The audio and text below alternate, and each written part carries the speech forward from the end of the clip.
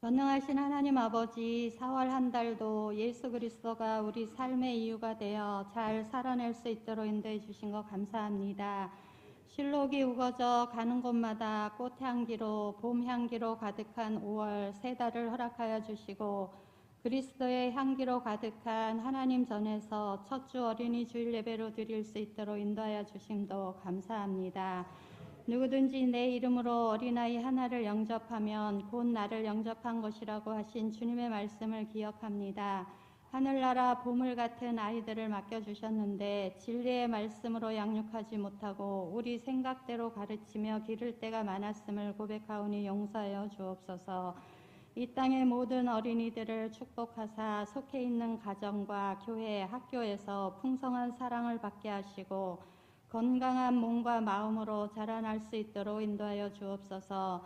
주님께서 세우시고 복주신 우리의 가정들이 든든하고 안전하고 화목하여 장래의 꿈을 함께 꾸며 조건 없는 헌신으로 서로를 사랑하는 가정들 되게 하여 주옵소서.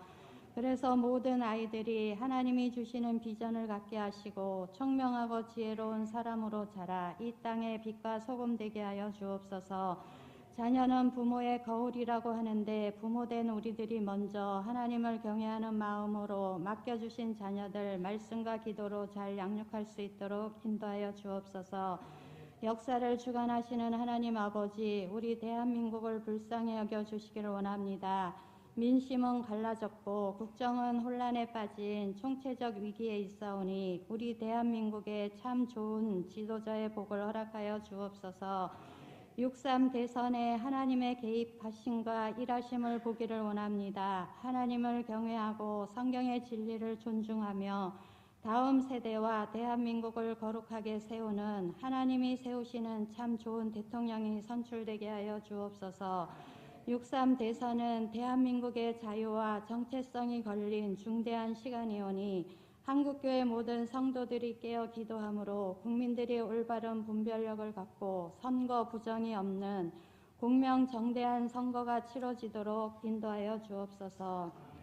우리 대한민국이 제사장 나라 되어 민족을 복되게 하는 축복의 근원이 되게 하시고 성령의 기름 부음으로 녹이고 빚고 채우고 새롭게 하여 주옵소서. 우리 오르동 제일교회를 사랑하사 오늘까지 하나님 뜻 가운데 건강하게 오게 하신 것 감사합니다.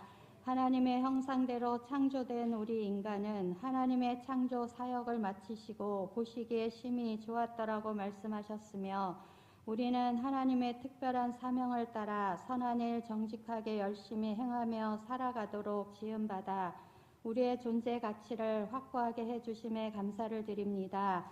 우리 삶의 목적이 하나님 안에 있음을 깨닫고 하나님의 목적과 형통의 축복을 발견하고 누리며 말씀대로 실천하며 질서와 평안 안에서 하나님 보시기에 참 좋은 인생으로 살게 하여 주옵소서. 날이 갈수록 줄어들고 사라지는 교회 학교들을 봅니다. 하나님 우리 교회 학교에 부흥을 허락하여 주옵소서.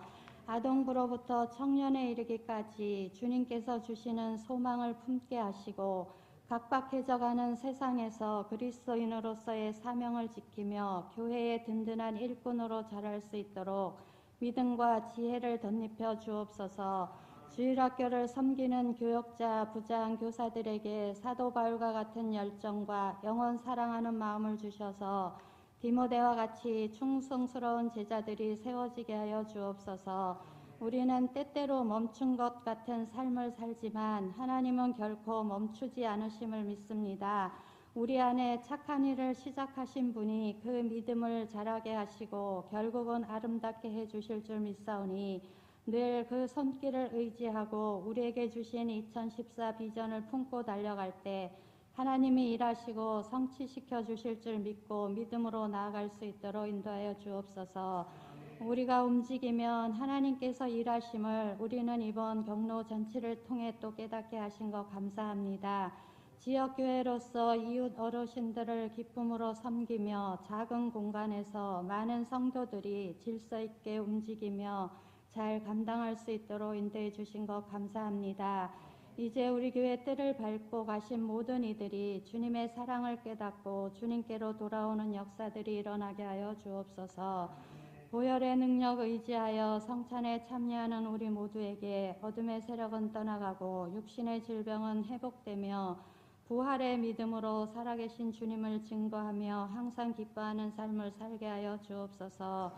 오늘도 하나님의 말씀을 선포하시는 담임 목사님 권능으로 붙잡아 주옵소서. 늘 영육의 강건함과 성령으로 충만케 하여 주셔서 선포되는 말씀을 통하여 우리의 연약함이 강하게 하시고 완악함이 치유되는 시간 되게 하여 주옵소서. 찬양으로 영광 돌리는 찬양대 찬양을 기뻐 받아 주시고 교사로 차량, 안내, 방송, 주방 등 맡은 자에게 구할 것은 충성이라 하셨사오니 저들의 수고를 통해 주님 홀로 영광 받아 주옵소서. 이 시간 성령이 우리에게 임할 때 광야가 아름다운 밭이 되고 사막에 샘물 솟는 경험을 체험하는 예배, 주님이 기뻐 받으시는 향기로운 예배가 되게 하여 주시기를 간절히 원하옵고 감사드리며 예수 그리스도의 이름으로 기도드립니다. 아멘.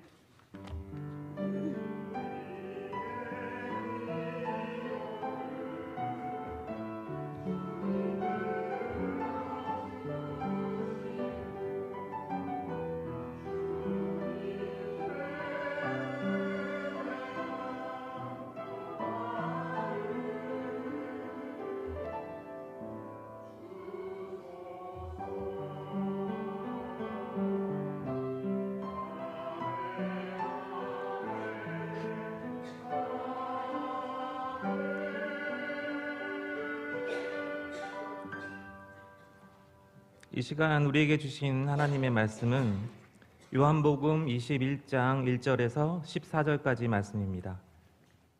요한복음 21장 1절에서 14절까지 말씀입니다. 그 후에 예수께서 디베랴 호수에서 또 제자들에게 자기를 나타내셨으니 나타내신 일은 이러하니라.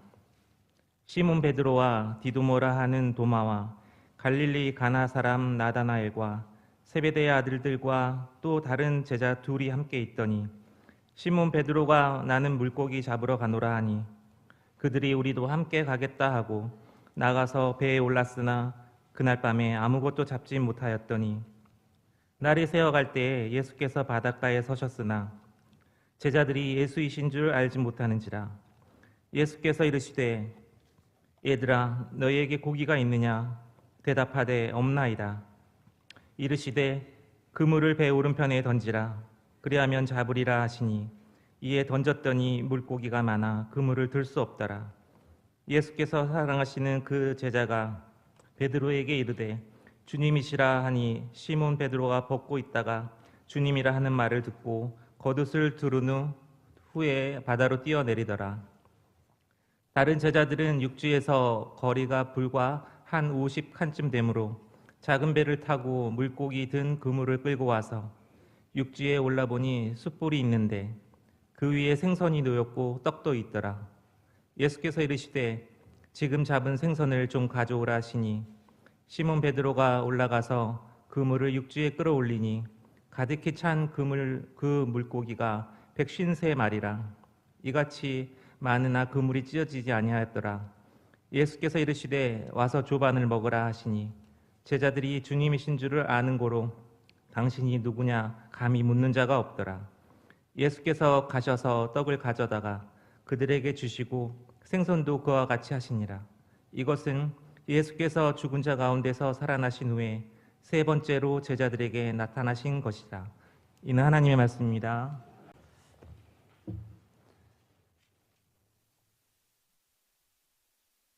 오늘은 모든 교회가 어린이 주일로 지킵니다. 어린이날은 내일이지요. 그런데 어린이들이 없어요. 그러나 우리가 어린이였었을 때의 그 생각을 하며 주님께서 하신 말씀, 어린아이와 같지 아니하면 천국에 들어갈 수 없다 하신 말씀을 기억하며 우리가 어린아이의 그러한 심정으로 돌아가고 어린아이와 같은 마음으로 천국 백성의 삶을 오늘의 삶 속에서 오늘 우리가 누려야 될 줄로 그렇게 믿습니다. 오늘 일부 예배를 끝나고 두 가지 기쁜 일이 있었습니다. 첫째는 우리 임소영 전도사가 임신했다는 소식입니다. 끝나고 저한테 와서 목사님 저 임신했어요. 신방 갔을 때만 해도 2년 후에 갖겠다고 계획이 2년 후입니다 이랬었는데 가졌다는 거예요. 사실은 결혼하고 개를 2마리 입양을 해서 개를 키우고 있으면서 2년 후에 아기 갖겠다 그래서 좀 걱정을 좀 했었습니다. 그런데 오늘 일부 예배 마치고 임신했다는 소식을 전해 들으니까 제 걱정이 싹 사라졌습니다. 왜냐하면 하나님께서는요, 가정을 하나님이 만드셨잖아요. 아담과 하와로 부부되게 하시고 가정을 이루시고 그들에게 생육하고 번성하라 이렇게 말씀하셨잖아요.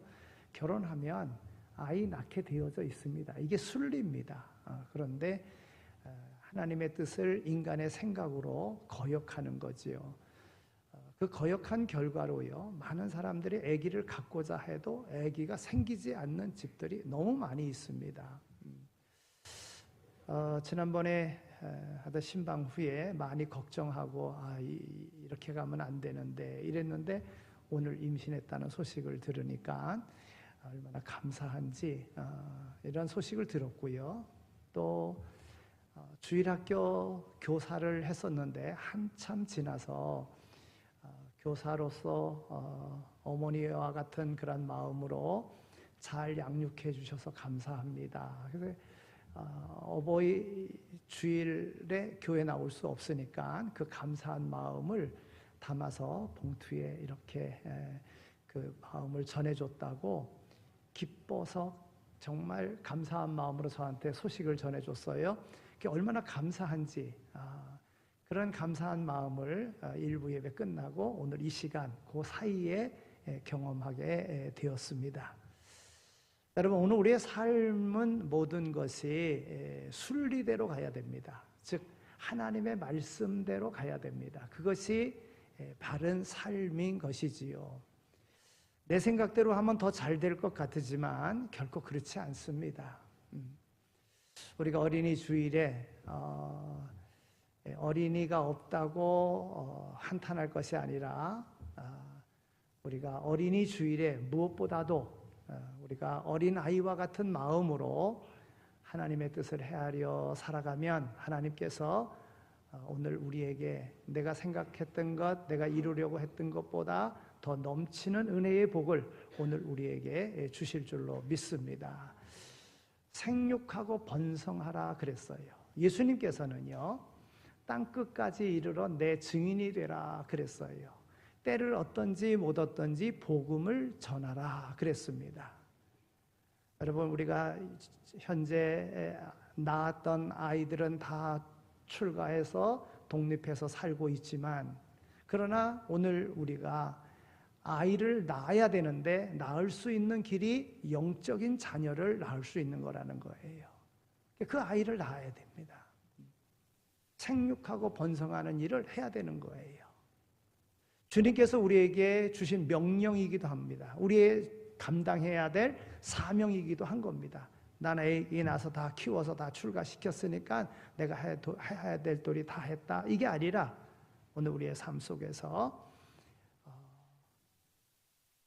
복음을 전하여 그가 복음을 접하고 그다음에 예수를 영접하여 새 생명을 얻으면 그 생명이 곧 새로운 새 생명으로 출생한 것과 같은 것 아니겠습니까?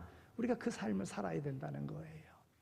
하나님께서 오늘 우리에게 베풀어 주셨던 그 은혜들을 기억하면서 그 잊을 수 없는 감격의 순간들을 생각하면서 하나님께서 오늘 우리에게 명하신 일들을 잘 지켜나가는 모두가 다 되시기를 소망합니다. 여러분 우리의 삶 속에요, 마음 한구석에 텅 빈 것 같고 일이 손에 잡히지 않을 때가 있을 것입니다. 그럴 때 보통 어떻게 하십니까? 어디론가 훌쩍 떠나십니까? 집에 콕 박혀서 사람들을 만나지 않고 그렇게 그 시간을 이기십니까? 아니면 영화를 보십니까? 아니면 좋아하는 음식을 실컷 먹습니까? 나름대로의 삶이 공허하고 텅 빈 것 같을 때, 아무것도 손에 잡히지 않을 때, 어떠한 방향으로 가야 될지 모를 때 행하는 사람들의 모습은 각자 다릅니다.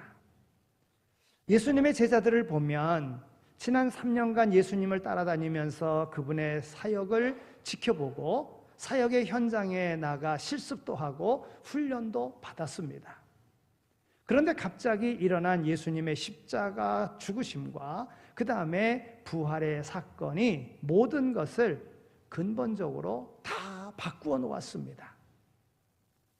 언제나 함께 계셨던 주님이 곁에 계시지 않으니 허전했습니다. 제자들은 부활하신 주님을 이미 2번이나 만났습니다.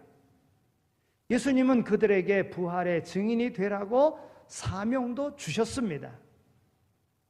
사실 요한복음 20장으로 요한복음이 끝난다고 해도 스토리 전개상 전혀 문제가 없습니다. 그런데 요한은 21장에서 예수님께서 3번째 제자들에게 나타나신 사건을 기록하고 있습니다. 왜 그랬을까요? 그들을 사명자로 분명히 세우기 원하셨기 때문입니다. 주님이 그들에게 원하신 것은 고기 잡는 어부가 아니라 사람을 낚는 어부가 되게 하시기 위함이었습니다. 특히 제자들을 대표하는 인물인 베드로가 21장에 보면 주인공으로 나옵니다. 예수님을 3번씩이나 부인했던 그가 과연 예수님께서 맡기신 사명을 제대로 잘 감당할 수 있겠는가? 베드로에게 찾아오신 주님은 오늘 우리에게도 찾아오십니다. 주님으로 인하여 회복을 경험하며 사명자로 우뚝 설 수 있는 모두가 다 되시기를 소망합니다. 오늘 본문은 그 후에로 시작합니다. 예수님의 제자들에게 이미 2번 나타나셨던 그때로부터 얼마 지난 후를 말하는 것입니다. 장소가 유대 땅 예루살렘에서 갈릴리로 옮겨졌습니다. 제자들이 예루살렘을 떠나 갈릴리에 온 이유는 부활하신 예수님께서 갈릴리에서 그들을 보고자 말씀하셨기 때문입니다. 제자들은 그들이 태어나서 자랐고 삶의 터전을 삼았던 갈릴리, 처음 주님을 만났고 주님과 더불어 많은 시간을 함께 보내며 추억을 가진 잊지 못할 그러한 순간의 갈릴리로 돌아온 것입니다. 본문에 등장하는 제자는 시몬 베드로, 또한 디두모, 쌍둥이라 불리는 도마, 그리고 갈릴리 가나 사람 나다나엘, 그리고 세베대의 2 아들 야고보와 요한, 그리고 다른 제자 2, 7명이 등장되어집니다. 지금 제자들에게 그들에게 필요한 것은 주님과의 관계 회복입니다. 베드로를 비롯한 그들은 예수님을 부인하고 도망친 아픈 기억을 가지고 있습니다. 이는 그들이 주님이 주신 사명을 감당하는데 장애가 되는 사건인 것입니다. 그런 상황에서 베드로가 나는 고기 잡으러 가노라 하고 일어서니까 다른 제자들도 그를 따라 나섰습니다. 그들이 왜 고기를 잡으러 나갔을까요? 주님께 대한 신앙을 잃어버리고 다시 옛 직업으로 돌아간 것입니까? 문맥으로 볼 때 그런 것 같지는 않습니다. 부활하신 예수님을 2번씩이나 만난 제자들이 주신 사명을 뒤로 한 채 옛날의 삶으로 돌아갈 리가 없습니다. 고기를 잡아 생활비를 마련해 보겠다는 것이라기보다 마음이 허탈한 상태에서 무엇이라도 해야 될 것 같기에 호숫가로 갔다, 이렇게 볼 수가 있습니다. 예수님을 따라 다니느라 3년 동안 쉬기는 하였지만 그래도 제자들은 갈릴리 호수에서 고기 잡는 것을 대수롭지 않게 생각했을 것입니다. 그런데 밤새 그물을 던졌으나 한 마리도 잡지를 못했습니다. 밤은 고기 잡기에 좋은 시간입니다. 게다가 갈릴리 호수는 그들이 평생 고기를 잡아왔던 그런 곳입니다. 그날 밤에 고기를 한 마리도 잡지 못한 것은 제자들의 내적인 그러한 방황과 영적인 빈곤함을 상징적으로 보여주는 것입니다. 우리도 혹시 삶에 의욕이 없거나 열매가 없고 영적 답답함을 느낀다면 하나님과의 관계를 점검하고 주신 사명을 잊고 살지는 않았는지 살펴보아야 합니다. 성도는 예수님과 그분이 주신 사명을 기억하며 삶의 방향과 우선순위를 끊임없이 재조정하며 살아야 합니다. 어느새 날이 밝아옵니다. 어떤 사람이 호숫가에 서서 제자들의 모습을 지켜보고 있습니다. 예수님은 그 제자들의 연약함을 아셨습니다. 예수님은 자신의 죄로 인해서 의욕을 상실한 자기 자녀들을 기억하시며 언제나 그들 곁에 서 계셨습니다. 제자들은 그가 누구인지 알아보지 못합니다. 새벽녘의 호숫가에는 안개도 있고 해가 뜨기 전이라 사람을 식별하기 어려울 수도 있는 그런 상황입니다. 분명한 사실은 그들이 온 밤을 지새운 아주 곤고한 상태에 놓여 있었다는 것입니다. 고기 한 마리로 잡지 못한 공허함에 빠져 있었다고 하는 것입니다. 그때 주님이 말씀하십니다. 얘들아, 너희에게 고기가 있느냐? 주님이 제자들을 얘들아 이렇게 부르신 것은 성경에 여기뿐입니다.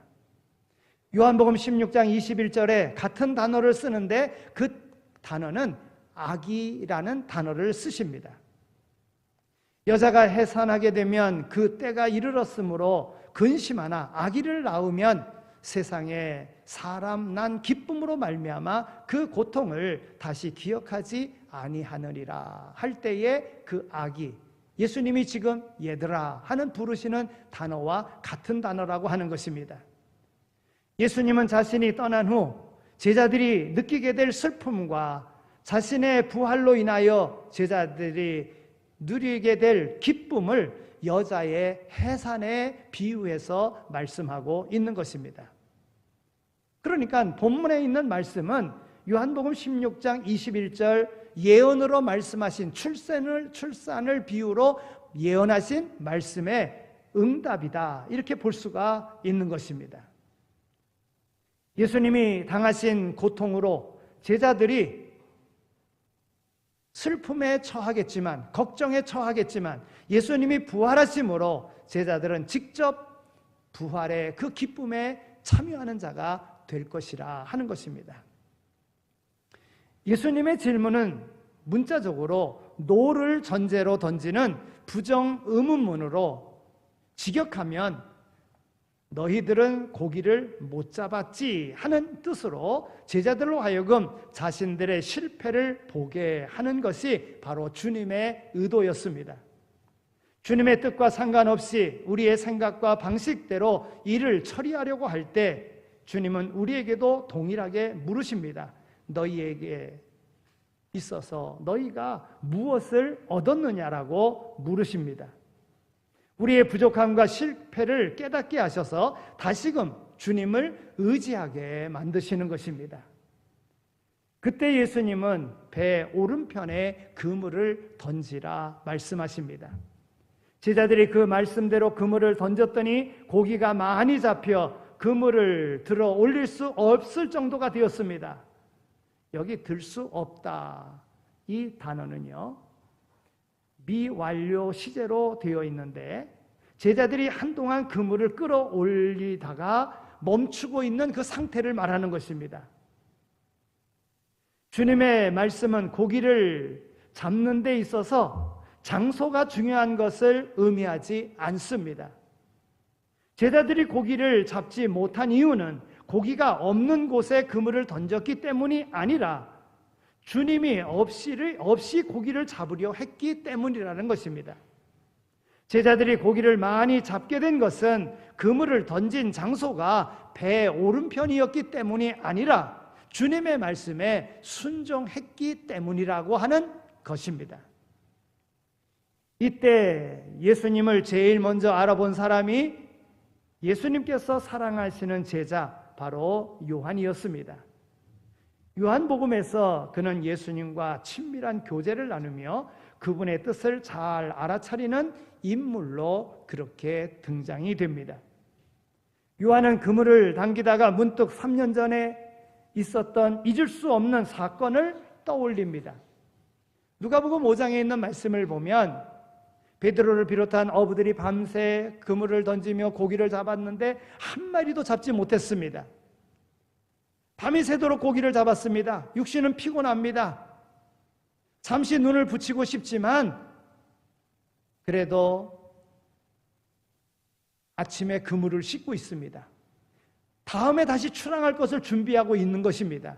그때 주님이 오셔서 베드로에게 깊은 데로 가서 그물을 던져 고기를 잡으라 이렇게 말씀하셨습니다.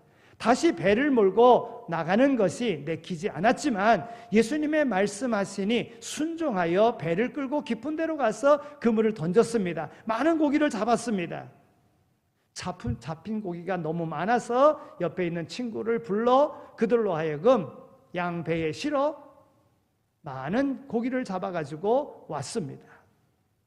예수님의 초자연적인 그러한 능력에 압도된 베드로가 주님 앞에 무릎을 꿇고 주여 나를 떠나소서 나는 죄인으로소이다 그렇게 고백합니다. 자기를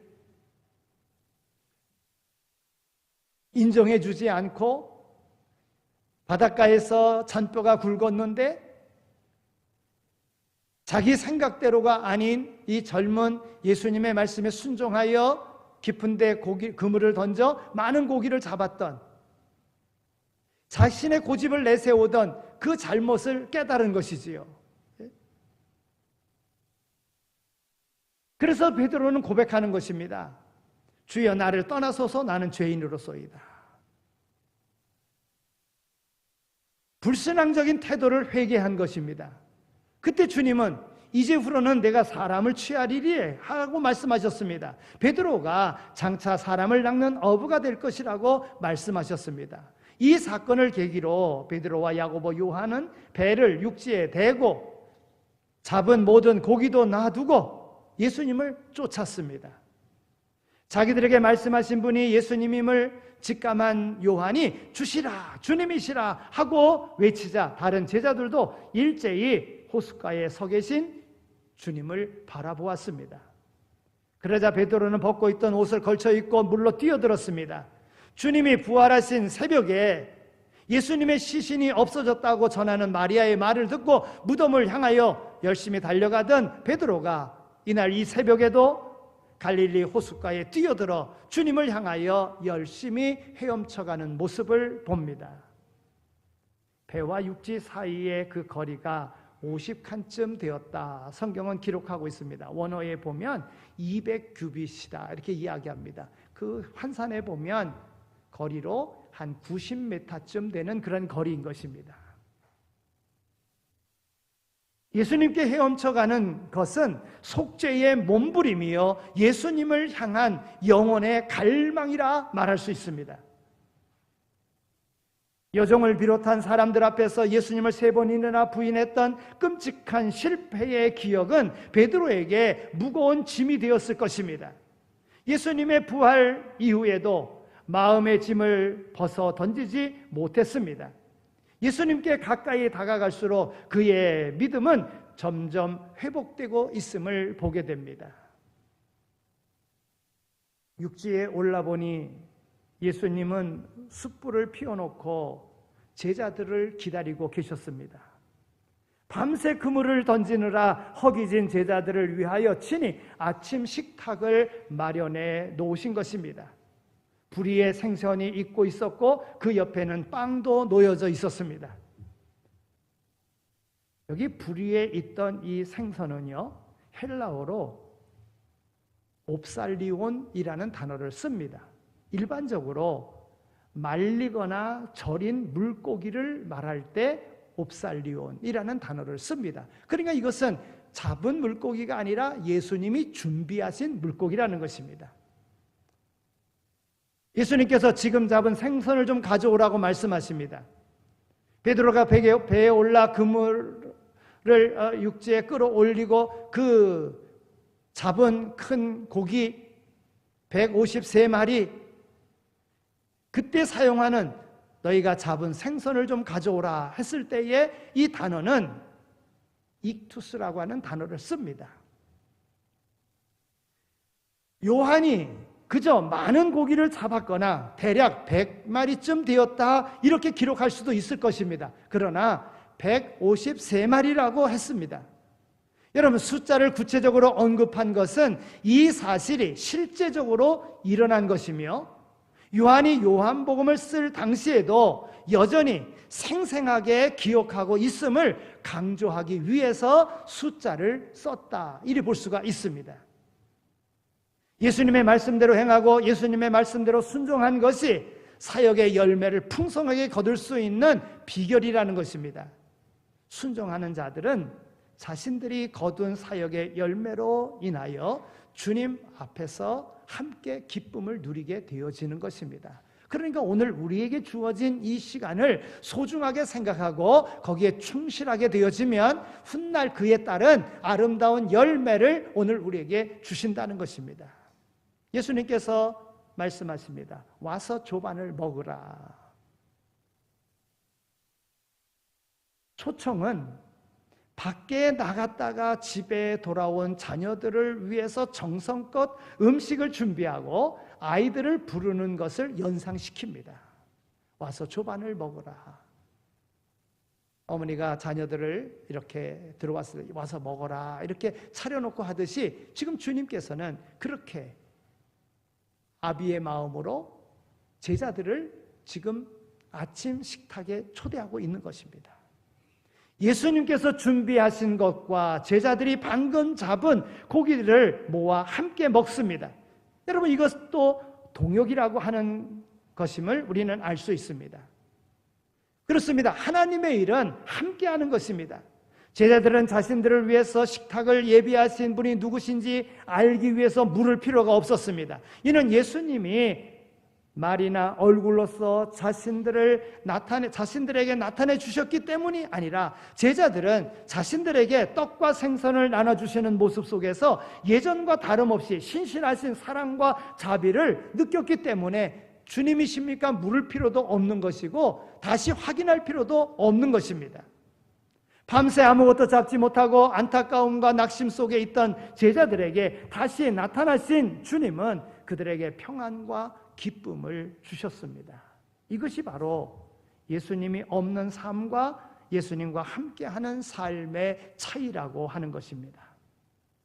성도들은 곤고한 자신들 곁에 다가오셔서 영원한 사랑의 식탁으로 이끄시는 그분의 변치 않는 사랑을 경험하며 살아야 됩니다.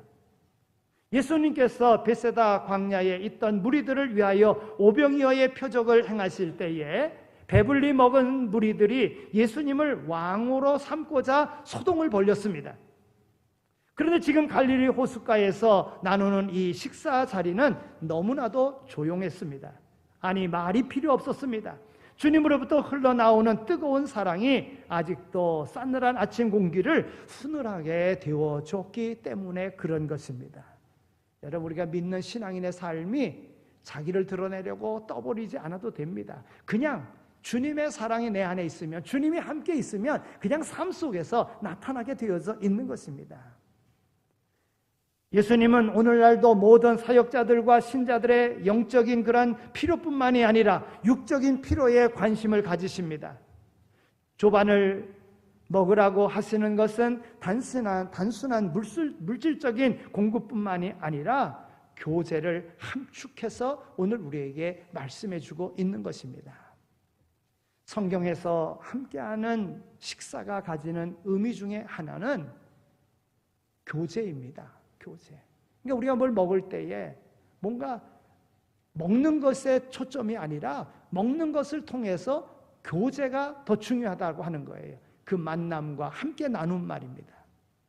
주님은 아침 식사를 통해서 제자들과 영적인 교제도 함께 나누셨습니다. 요한은 부활하신 예수님이 제자들에게 3번 나타나셨다고 기록하고 있습니다. 예수님과 제자들의 특별한 관계를 강조하기 위함인 것입니다. 첫 번째 나타나셨을 때에 제자들에게 위로와 평안을 주시기 위해서 주님은 나타나신 것입니다. 만나 주신 것입니다. 두 번째 나타나심은 도마에게 부활의 확신과 함께 사명을 주시기 위해서 두 번째 나타나셨음을 우리는 알게 됩니다. 오늘 세 번째 나타나신 예수님은 특히 제자들 베드로에게 회복시켜 주시기 위한, 그리고 그에게 사역자로 삼기 원하셔서 세 번째 나타나신 것입니다. 그래서 21장의 주인공은 어찌 보면 물론 예수님이시지만 세 번째 나타나신 것은 베드로에게 확실한 사명을 주시기 위해서 세 번째 그들에게 나타나신 것입니다. 오늘 보면 다음에 보면 예수님께서 베드로에게 친히 말씀하십니다. 내가 나를 사랑하느냐? 내가 나를 사랑하느냐? 물으시지 않습니까?